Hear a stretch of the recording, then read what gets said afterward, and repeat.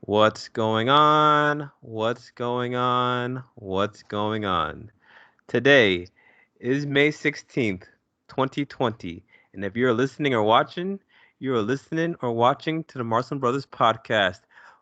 Hello to my brothers. Marcelin Cubed is in the house. What's going on, Marv? What's going on, Christopher? Hey, hey. Nothing much, man. Another day, another day. Let's just first sit and just be appreciative that the three of us are back at it together again on one screen, on one podcast. It's a good feeling. I like what I see in front of me right now on the screen, and it's a blessing. So, gentlemen, it's always good seeing you guys. You guys look healthy. You guys look good, and you guys are definitely carrying the Marcelin gene very well. Oh, thank you. Thank you. Thank You're you. not too Thank shabby you. yourself. Appreciate it. Yeah, I mean, I got some grays. I got more grays going on, but that's all right. The grays are coming up in my beard. Isn't it interesting that out of the four Marcelin men in the Marcelin nuclear family, that dad has the darkest hair out of all of us? I think it's a Benjamin Button gene. I've actually read about it, where the older you get, the reverse darker your hair gets. So it's something to look forward to. So, Dad, I don't know how you did it, but we somehow have more grays than you. I'm impressed.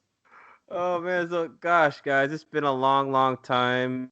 I know the coronavirus has, done a number on all of us, but it's really good to see that we're still okay. So, what's been going on with life? Let's start off with you, Marvin. I know it's been maybe close to a month since we've done our last podcast. What's been going on since the last time we were in podcast land together? Well, still doing a little social distancing. Doing my part with that. As you guys may or may not know, I'm finishing up with residency. Next month is my last month. And Wow, congrats. whoop, That's whoop, awesome. just going to move on 2020. to the next. Bigger and better. Knock on wood. Hopefully things turn out okay. So that's what's going on with me in a nutshell. That's awesome. Any changes for coronavirus? How's that impacted you? Well, again, elective cases are no go. And for me personally, I'm just buying time, essentially. I'll be back in the hospital next month, just treating patients on the floors. But aside from that, not really much going on my end. I beg to differ. I feel like every time I turn around on my Apple Watch, I get a notification. Marvin has completed a workout. Marvin has completed a 10-mile bike ride. Marvin has completed a yoga workout. Well, I mean, yeah, I decided with this extra time, I'm just going to get back in shape, and I'm feeling good.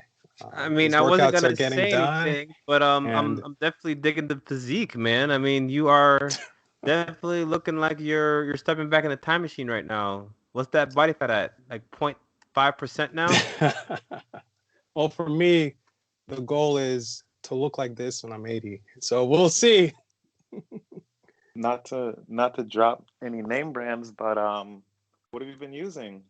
Yeah, man. Hint, hint. What have you been working out with in your bedroom? Oh, Hmm. I see what you guys are doing. And am I gonna click on that clickbait? You bet I am.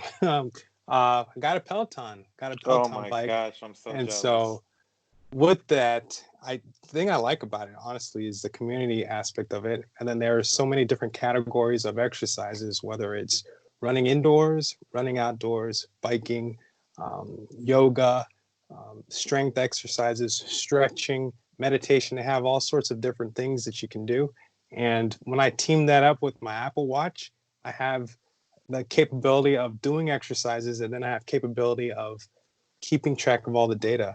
And so I can always look back to see what I did before and see if I can better it, keep it the same, etc. I like data, so it makes me happy. So now every time I do an exercise, I take a step, I'm able to lock it away in that vault, and it feels like I am putting money away into a bank account because everything that I do, it's not for nuts, and I get to have it accounted for, which is pretty cool.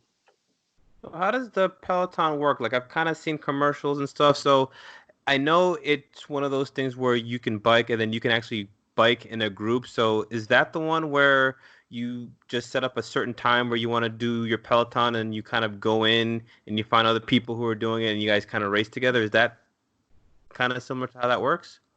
All of the above, yeah. So you have the capability. It's like social networking, but for exercise. And so whenever you join a live class, they have set times every hour. There's going to be a live exercise that goes on, and then you have the ability to log in if you want to do that class live with other individuals who are doing the same course, or you can do previously recorded classes, and then you can just participate like that. Now, whether you are actually live or attending a pre-recorded course, there are other people that are popping up at the same time as you. So then you could do your exercises with the other individuals who are current and live at that moment. So a pre-recorded exercise, you can also participate with other people. And then you have the ability to friend other people. And then, it's just like a little high five.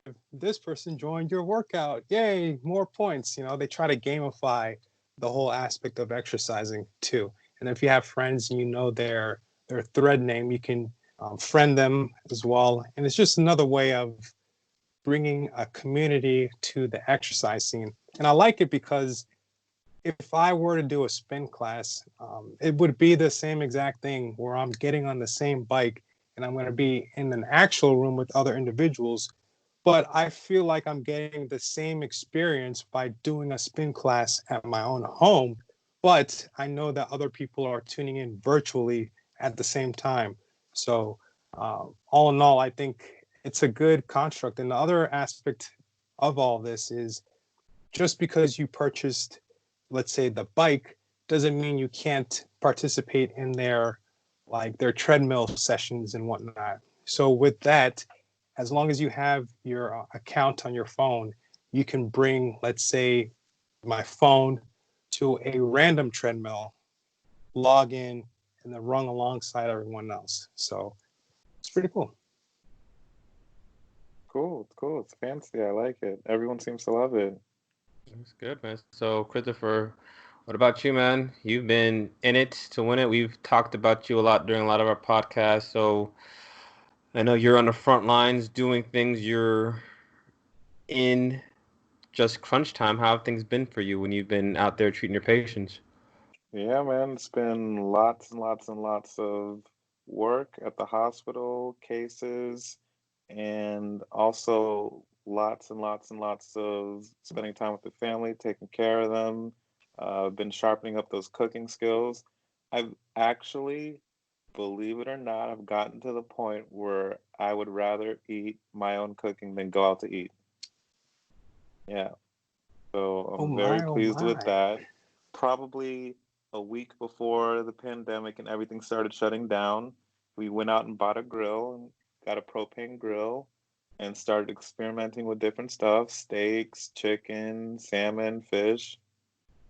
And I'm very pleased with my outdoor kitchen set. So very happy. I like it. And it's very relaxing to get outside in your backyard, grill, have the kids playing outside, and just literally go in dad mode, just grill and be like, hey, hey, hey, careful, careful, play gently, and then just get back to the grilling. So it's very nice. I feel like I've transitioned into dadhood now, officially with the grill master. So it's awesome. I like it. Well, you had some practice beforehand though. Like I remember when you were living on South Beach and you were living in South Florida, you had the grill and you had some people over and I know you did some stuff, so you feel like you've been able to up your game a little bit since those days then? Because you were Yeah, always having some people over. yeah, definitely. Now I'm experimenting with different things. It's literally to the point where it's funny. Me and Kyle will start. We've literally taken up watching the cooking shows, and we'll just look at something. We'll watch someone make it, and we'll be look at each other and be like, "We could do that." And then the next day, we've been a big proponent of Instacart. Instacart is basically ordering your groceries online, and they have them delivered to you. So we'll pick out a couple of ingredients, have it sent to our house, and then give it a shot and see what happens. And it's gotten to the point now where I almost don't even have a desire to go out to eat anymore, which is big for me because I used to love going out to eat. Now I'm happy. Now, I've got to say that, we're trying to, have specific nights for specific stuff. As the MBPers know, my wife is 33 or going to be 33 weeks right now, so she'll be due in July, and it's one of those things where we always try to be as prepared as possible. So with some of our meals, the Saturdays for us is pizza night, where we make homemade pizzas. We use non bread as your bread, and then we used to use pizza sauce. Now we're just using just normal marinara sauce as the sauce. You put your mozzarella cheese on there, and then you just do however you want to do it. So, it's pretty nice, pretty quick, pretty easy. And since the naan bread is already made, all you're really doing is just melting the cheese and warming up the pizza. So really, it's just go put your pizza in 400 degrees, do it for 10 minutes, then voila, you're pretty good. So that's something that we look forward to. We do that every Saturday, so that's tonight. And on Tuesday, we do Taco Tuesdays. So, I end up buying the ground beef, and Desiree, she ends up, you know, just doing whatever she does, and Leah and I and Aaron, we just all eat and we enjoy ourselves. Now, what was interesting is that this past Tuesday, we ended up not doing Taco Tuesday at the Marston House, but ended up doing, Taco Tuesday from a, I'm not going to say the brand because I don't want to put shade on them, but we went to a restaurant, or we didn't go to a restaurant, but we had the delivery, and all of us were eating, and we're like, you know what? We like our Taco Tuesday better. Exactly. Exactly. That's how I feel now. It's surprising. Question about the pizza. Yeah. One way to up your game, really low stress, is at first I didn't believe it. I did not buy into it. Ty bought uh I don't know how to describe it. Almost like a stone flat thing that you put your dough on top of, and you put that in the oven, and it kind of replicates like the brick oven because it's Mhm. cooking from the oven, and it heats the stone, and the stone Mhm. heats the crust up. And we buy we're not 100% do-it-yourselfers. We buy pre-made dough, and we Okay. toss it up, and then we roll it out. And I got to tell you, I like it better than the fast chain pizza places. And that's saying a lot. Like that dough comes out beautiful. It's crisp. It almost reminds me of, I'm gonna get a lot of flack for this, but it feels like a nice, authentic New York style pizza. Like the dough is Oh, very fresh, okay. crispy, Okay. different. Okay. So yeah, that little stone thing makes a difference. Yeah, You that's guys a How should long? pizza look into it. stone. A Yeah. pizza Yeah. We got the pizza stone. stone too. How long do you have to does it take to make the pizza after you put it in the oven? Are I you don't talking about know. a half hour, 45 minutes, 20 minutes, 10 minutes? Probably 30 to 40 minutes. Okay, so it'll be Yeah. interesting because the reason why I ask is because Ophelia is a part of that's one of her favorite things. Like she likes the pizza, but I think she likes more of cooking the pizza. So that's one of the things that she enjoys doing. So yeah, we may have to pick that up. We may have to do that because, for Valentine's Day, we usually do like a Valentine's Day from scratch, and we made pizza from scratch. Like we actually made the dough from scratch. Like we had the flour, That's we kneaded crazy. it.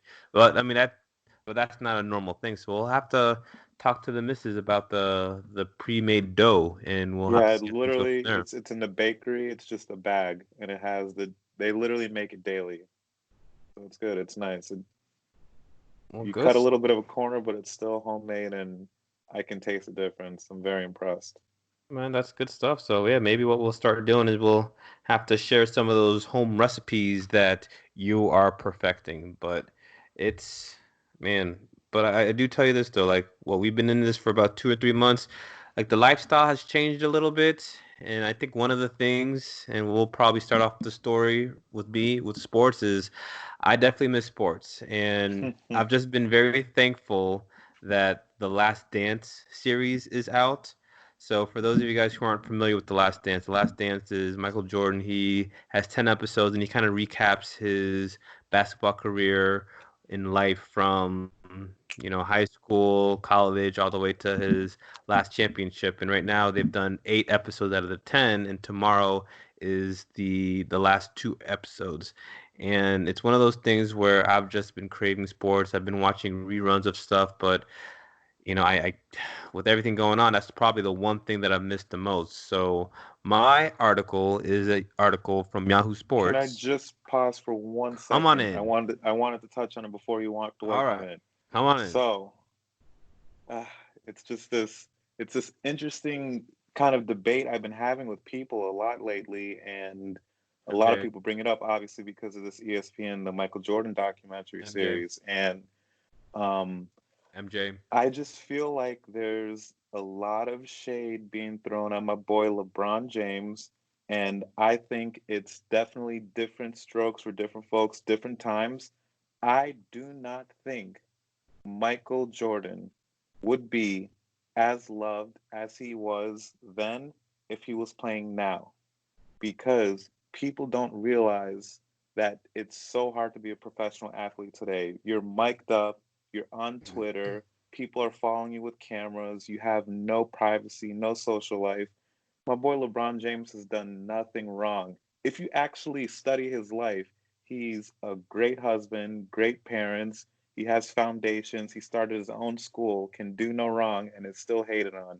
And if we look at the personal life of Michael Jordan, people may be surprised to find out that he was probably the biggest trash talker. I think there was a point where there was an interview between I don't remember if it was between, but there was an incident involving Muggsy Bogues.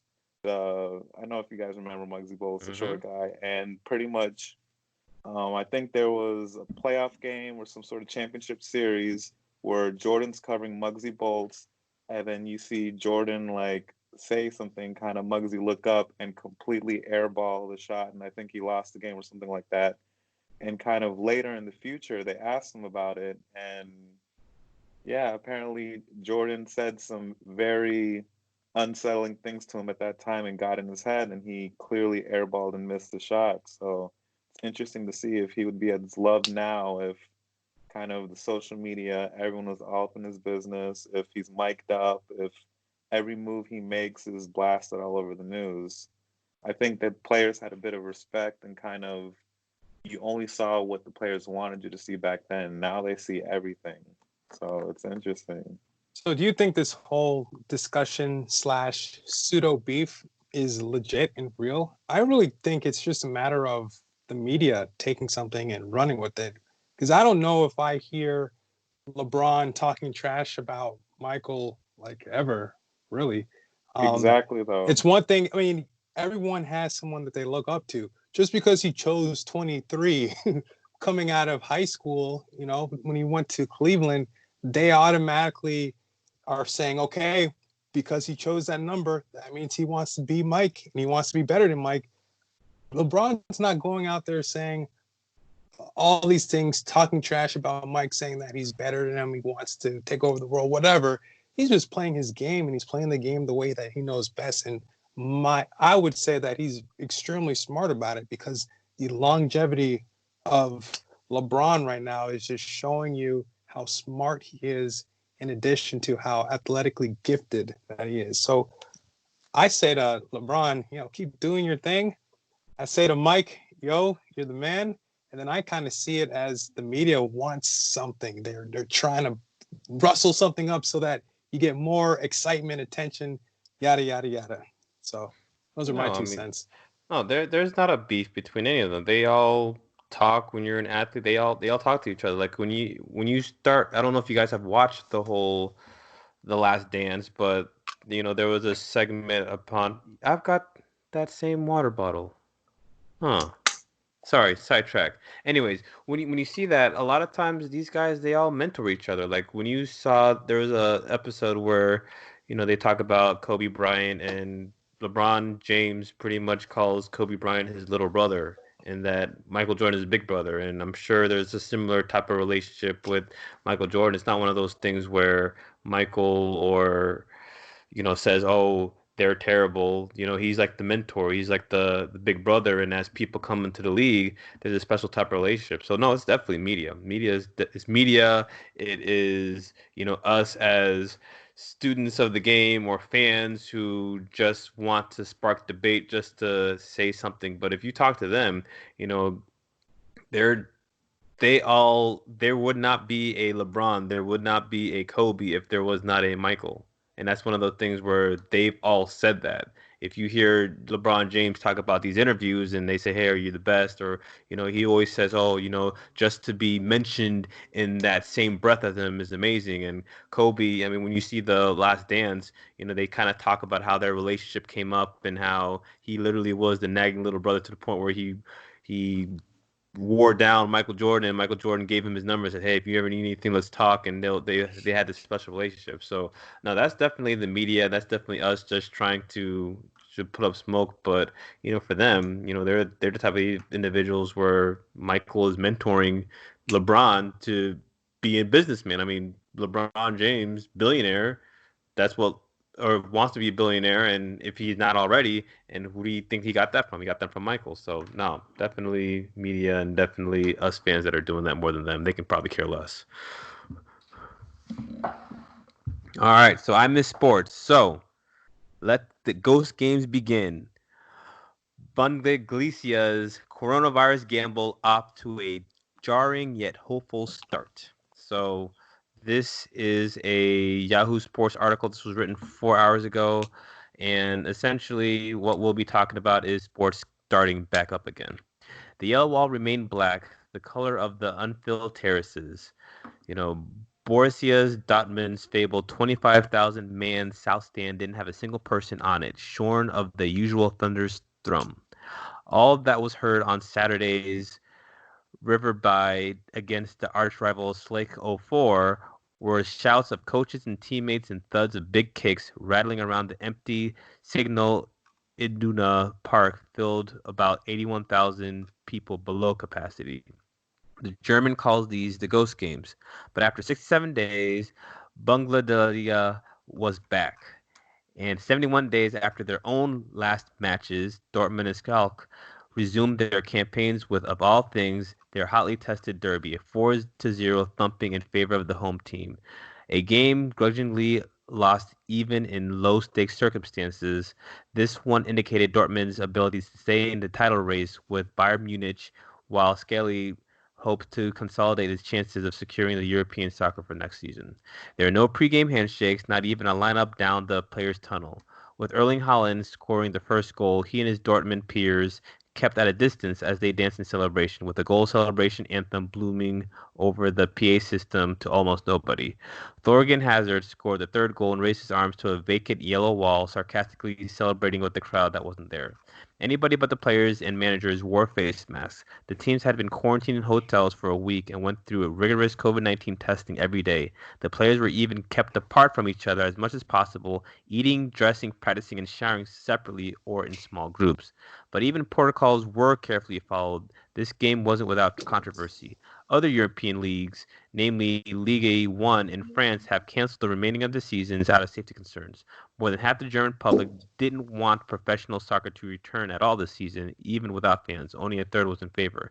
The pandemic is the stuff of nightmares, but there is no opportunity in it. The Bangladesh is the only major soccer league that's back up and running. In fact, other than the Korean Baseball Organization, it is the only big-time sports circuit anywhere in the world that is in action. This is Germany's reward for having taken the coronavirus seriously early on and implementing comprehensive and effective measures, even if an inherent risk remains in assembling 300 or so people needed to put on and televise a pro soccer game. For years, the German league has made aggressive efforts to broaden its appeal beyond its borders. The league really had no choice in the matter, as the Premier League conquered the world in La Liga, driven by the transcendence of Madrid and Barcelona fall closely behind. It had just to grow silently to stay relevant. But the effect of those efforts, ranging from sending former stars on global PR tours to putting on expensive media junkets to court the foreign press, seems to have been modest. Stateside, at least, the league's popularity still lags far behind England's and Spain's leagues and perhaps Italy. Meanwhile, the potential downside to restarting too early and having to shut down again if the virus flares up again in Germany is significant. Worse still, if the league is found to have contributed to a coronavirus resurgence, that will be a hard thing for people to forget. This is the grand gamble for German league has taken. There may be a payoff yet, provided lots of difficulty and potentially dangerous things that are done correctly. After the game, the Dortmund players did their usual cheering, celebrating with the yellow wall, only without holding hands, swinging up their arms in a communal cheer, paying tribute to all the fans from home. So I wanted to pull this up because of the fact that, a lot of us as sports aficionados, we really miss watching sports. And we've all been discussing what is it going to be like when things start back to normal, when things open up again. And this is one of the first major leagues to start playing sports again. And I wanted to kind of hear your thoughts because eventually the world is going to have to come back to what it was before. It may be a new norm, but stuff have to come back together or else economies will fall and we won't be able to function and we won't be able to survive as pretty much an economy anymore. So, what are your thoughts on this? What are your thoughts on what things are going to be happening in the future and what happens next? Well, well. Very interesting. At first, I literally went through a roller coaster of emotions and thoughts while you were reading the article. At first, I was completely against it. I thought to myself, that's I that's so horrible. You're putting the athletes at risk. Um, One could spread it to the other. But then I heard that they actually thought about it. They had implemented some sort of structure, and I thought, this is true on the flip side. If everybody is quarantined for 14 days, they have no signs of symptoms, they're tested. If everybody's isolated, tested, and quarantined, and there's no corona inside that cohort, then theoretically, how could they spread it if no one has it? So then I went back to swinging the pendulum the other way of, oh, wow, maybe that's a good idea. If there's no breaks in the chain, and if they're able to effectively test everyone and properly quarantine them, then they should be able to play against each other because no one has it. And I definitely applaud and agree that it should be in front of an empty stadium because we're still not there with the crowds and the fans, but it would take a lot to get the players tested and make sure that they're properly quarantined. But I think that people are willing to go through the extra steps for the players to watch the players, especially something like basketball where they have a small roster. That seems doable. Football, again, they have the budget to make sure that everybody on the field is tested, properly quarantined. But then the issue becomes, um, if Tom Brady's febrile, he sits out, do you cancel the game, or how is it fair to keep the game going knowing that he's the best player on the Buccaneers? That's right, I said Buccaneers, not the Patriots, because he's on the Bucks. But so that becomes a different issue then if someone has to sit out. So it's a interesting thought, but there's lots of issues that could come up too. So that's also confusing too. Yeah, the way I see it, as long as the vaccine is not out there, it's still not going to be 100% safe. So the first kudos that goes to them is making sure that there's no fans, because really it's the fans that would make it extremely difficult to keep under control, right? The spread of coronavirus. And the second aspect of it, yeah, if the immediate testing is legit, and I don't know if there are rapid tests that are 100% legit just yet, right? If it is legit, then I can see how this is something that could go forward in the future. Because as long as you can prove that you're not sick and you're not endangering other players, then yeah, you should be able to allow everyone to play. But the other thing about this, and I'm not sure if you guys mentioned it in the article, was where are all the games being taking place? I think in Japan or in South Korea, everything is pretty much localized to one spot, right? So you don't have to travel from one territory to another, one state to another in regards to this country, which could make things a lot more complicated as well if you're flying across the country per game. But if everyone is located in one general geographic area, kind of like intramural sports, then I think that could be something that could be done. But something different that they mentioned that I tend to agree with is if they're tested, quarantined for 14 days, not going home to their family, not going anywhere, quarantined to wherever hotel or wherever the athlete's facility is, and then tested at the end of that 14-day period. Theoretically, they should have passed any asymptomatic window where they would be asymptomatic spreaders. So I don't know. Yeah, I I'm think a this is liking it. yeah, this is a good blueprint, and I'm sure that all sports all over the world are watching what's going on with the South Korean league as well as what's going on with the soccer league right here in Germany because there have been talks for the NBA on them resuming, and what has been rumored is that it would be like a bubble league where they would have the players all play in one specific location.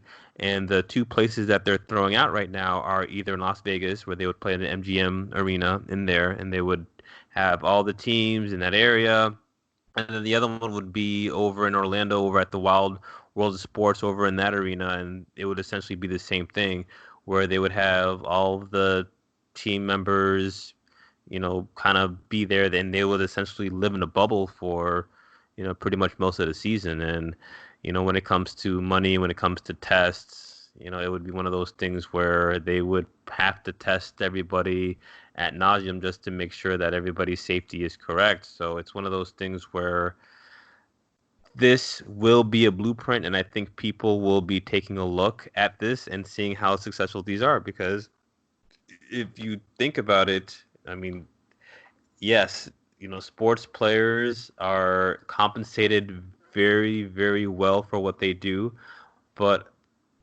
everybody's on a budget and everybody is hurting for money right now, and they're not getting paid when they're not playing. So I know that Is that everybody. true?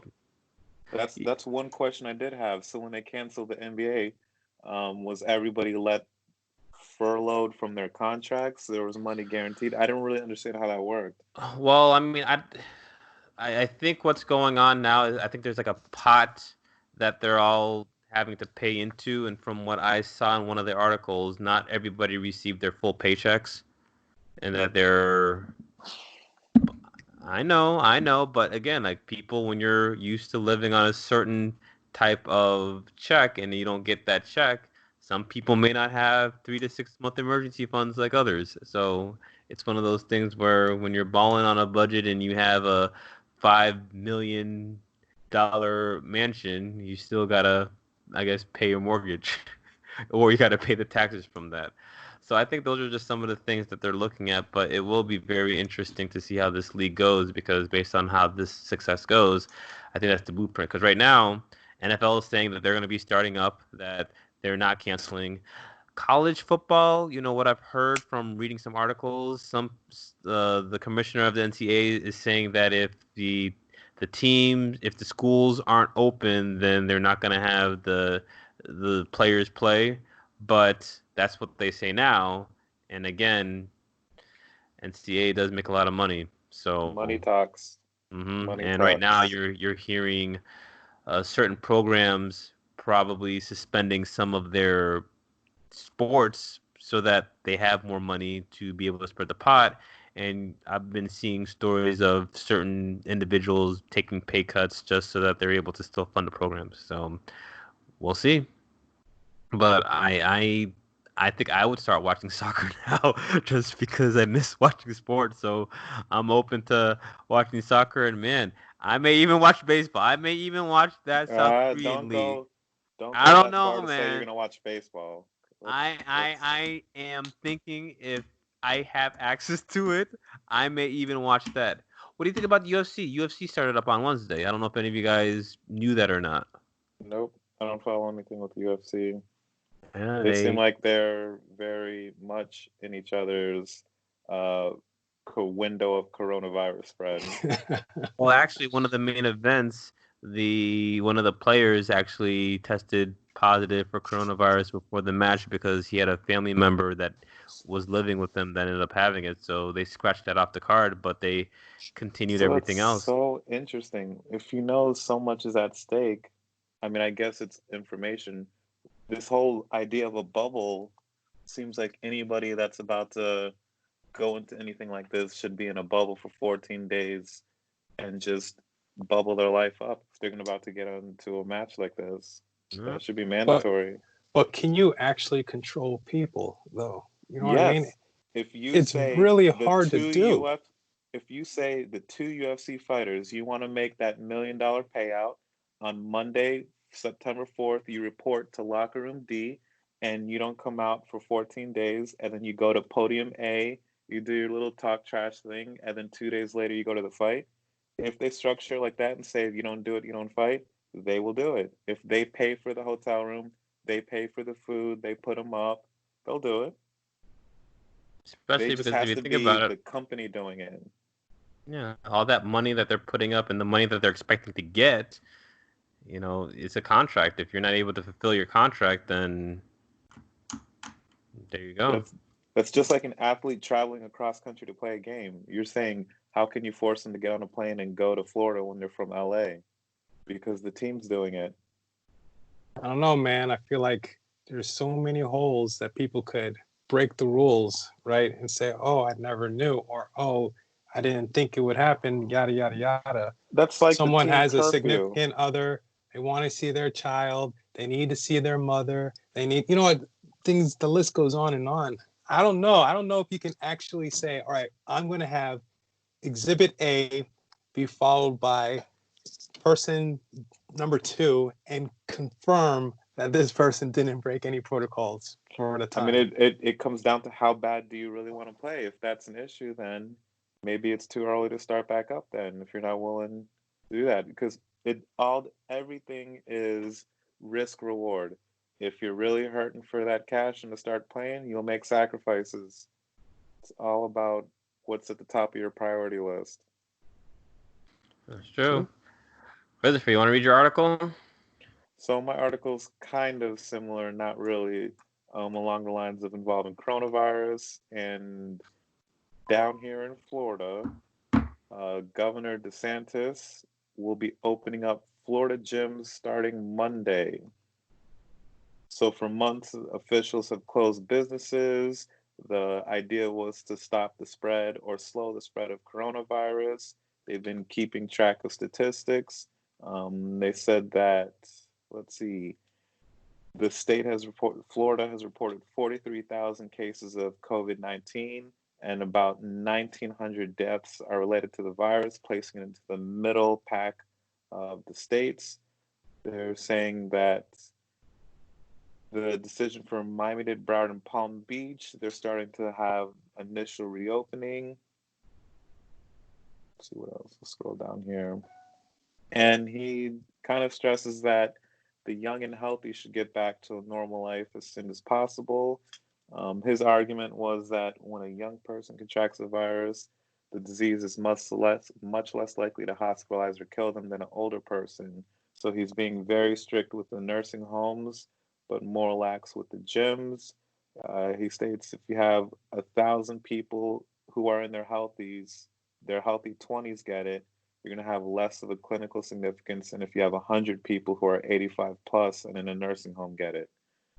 So there's different ideas of what exactly is going to happen. I'm very interested to see what gyms will be doing, what their plan of attack will be to stop the spread of coronavirus. I think, I can't find it in the article, I'm assuming they're going to be at 50% capacity. But let's talk. How can you prevent the spread of coronavirus while working out in the gym? I mean, are you going to put a mask on while you're on the treadmill? When you're running, you're having different breathing patterns than when you're talking. Your corona cloud or your cloud of breath, the respiratory droplets, are a lot more intense when you're working out. Is Corona spread and sweat. Are we even worried about that? Is that something to worry about? Can you just wipe the surface down? But at the same time, people are saying no one's forcing you to go to the gym. So it's kind of at your own risk. Yeah, I'd be interested to see how this unfolds from the aspect of, do people want to go back out there and go to the gym and test it out and see what's out there? I'm of the thought process of no, not yet.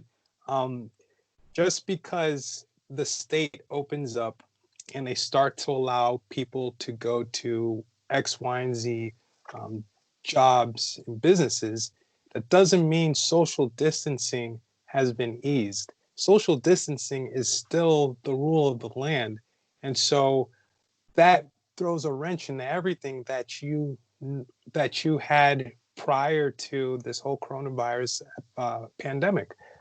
So for me, I don't think the number of people who will be going to these venues will be as high as it was prior, because I think people will still have to follow the guidelines, social distancing. I mean, you mentioned 50% capacity. So now you're going to have someone probably counting the number of people that could come in at a time to exercise.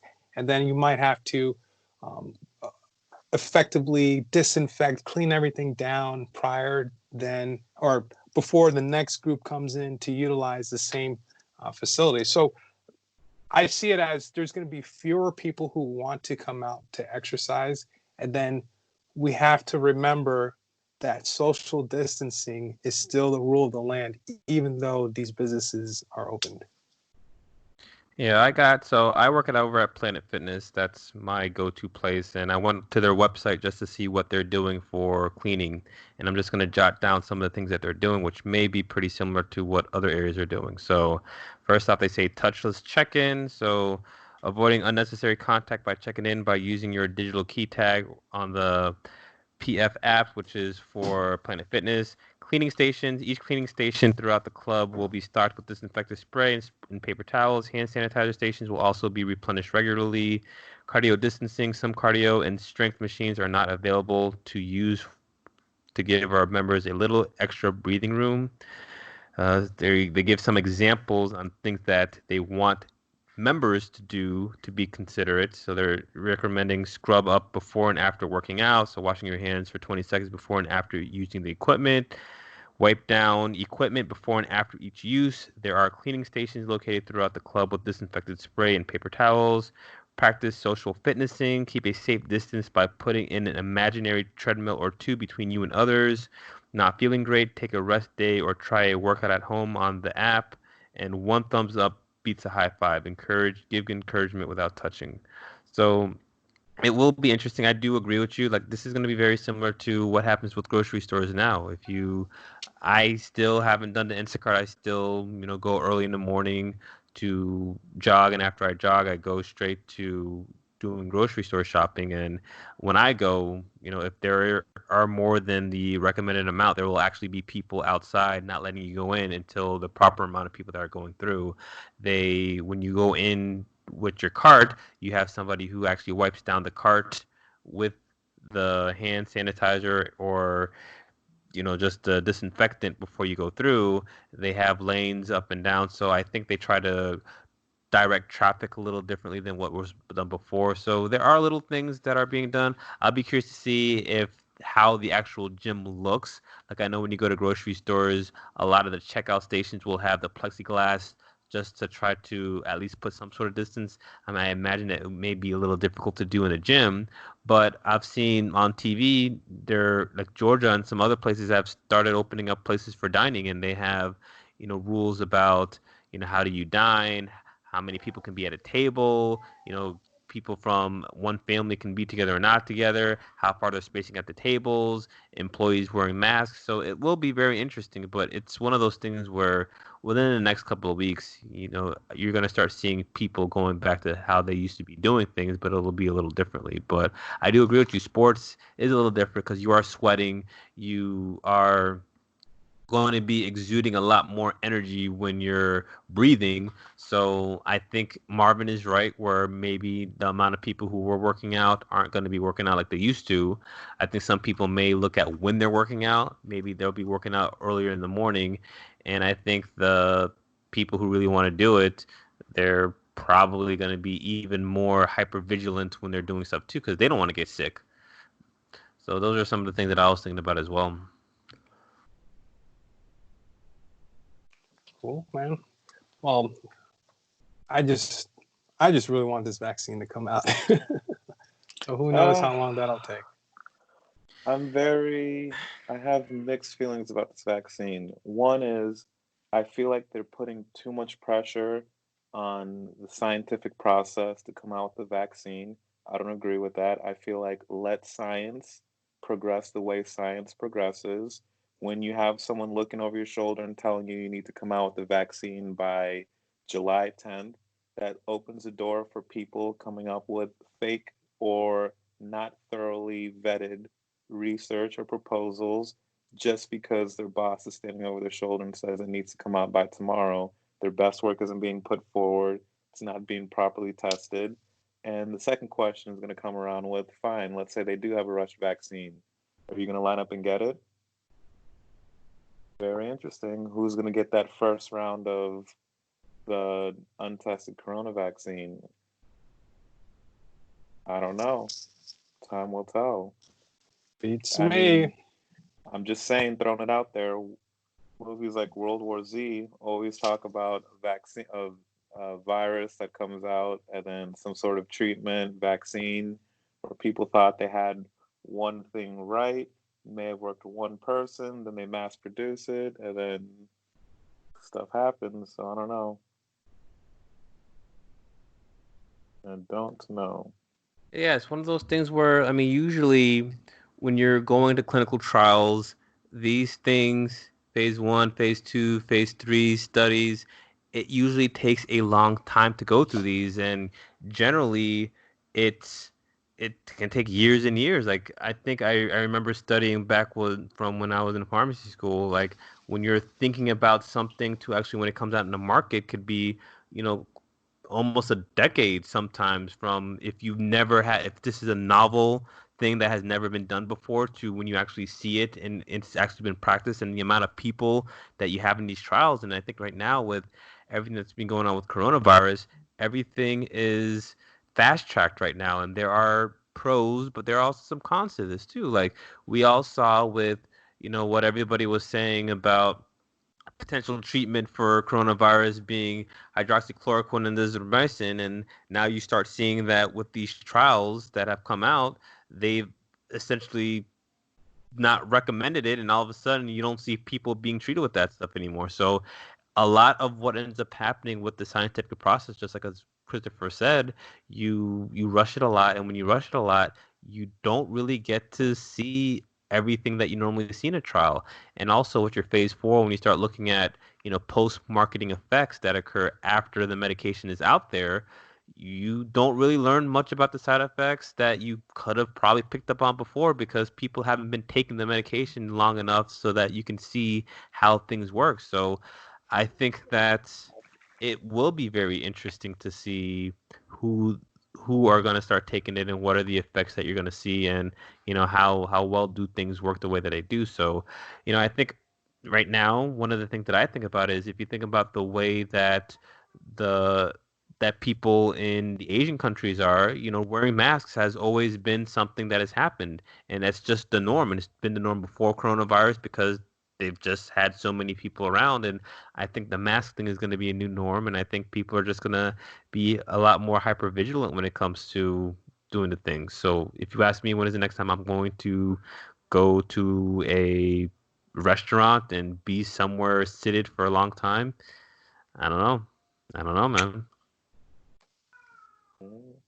And it's to the point right now where it's tough to say that people are working on a vaccine or that it's going to be anytime soon when do we even really know all the symptomatology of corona? I feel like just the other day they announced that kids with joint disease and inflammatory reactions, it's coronavirus. Like, It's one of those things where we don't even know what we're dealing with yet. It kind of reminds me of the HIV/AIDS pandemic back in the day, where it seemed like a lot of random symptoms, and they couldn't tie it together. And it's hard to treat something or look for a cure when you don't even know what are good signs to find out who has it and how it's transmitted, et cetera, et cetera. Only now we're starting to get a handle on it. And you kind of look back, you're like, oh, well, yeah, that makes sense. X caused Y, and that led to Z. But at first, it kind of just seemed like a catch-all. If you didn't know what was happening, you just blamed it on HIV or AIDS. And like you said, that was all because of time, and that's kind of what we're looking at. So it's been about 50 minutes. I figured normally we would do 3 articles, but I think the fact that we've had good conversation with the 2, Marvin, we're just gonna let you lead up next time for the next article that you want to talk about. But with that being said, why don't we start talking about some take-home points of what we want to discuss with the articles that we've read? So why don't I start off? Well, you know what? Let's let Christopher start off. You're going to start off. Why don't we have you start off and tell us what points that you want to bring up that you want the MBP crew to leave with the article that you talked about with Jim. So basically, it's showing that gyms and other things are starting to reopen, but does that mean we should go? Or what are we doing to protect ourselves? So, yes, we have to start getting back to normal life, but at the same time, you're not forced to.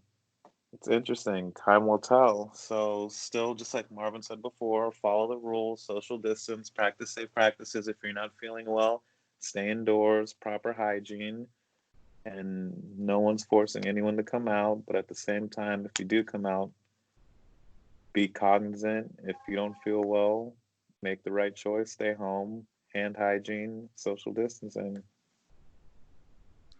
All right, and for my article, I love sports. Sports seems like it's back. I think it's very smart to make it a measured approach. We can't go from 0 to 60 in 2.5 seconds. This has to be something that is calculated. This has to be measured. And I think we need to take the proper steps. And I think that what the Bundesliga League is doing with trying to get people back in, I think is going to be a blueprint for other sports to follow. And I think it starts off with first, let's have the players out, just essential staff only. And then as things go, we can reassess and see how things look. But for now, let's do this for a while. Let's give it, a good month. Let's see if there's any cases that are coming through after that. Let's see if there's anything that's any different. And then from there, then maybe we can look at extending more things. But I think the blueprint has been set, and I'm looking forward to be able to watch sports again. That's my 2 cents. Marvin, you didn't have an article, but is there anything that you want to leave with the group with regards to either of these articles or just stuff in general before we sign out? Yes. So, in general, what are your thoughts about camping? I am going to try to camp in my own backyard with a tent this weekend. We'll see if I actually do it, but I'm actually going to give it a shot. The first step for me, though, is to find my tent. It's somewhere in my garage. I don't know where it is.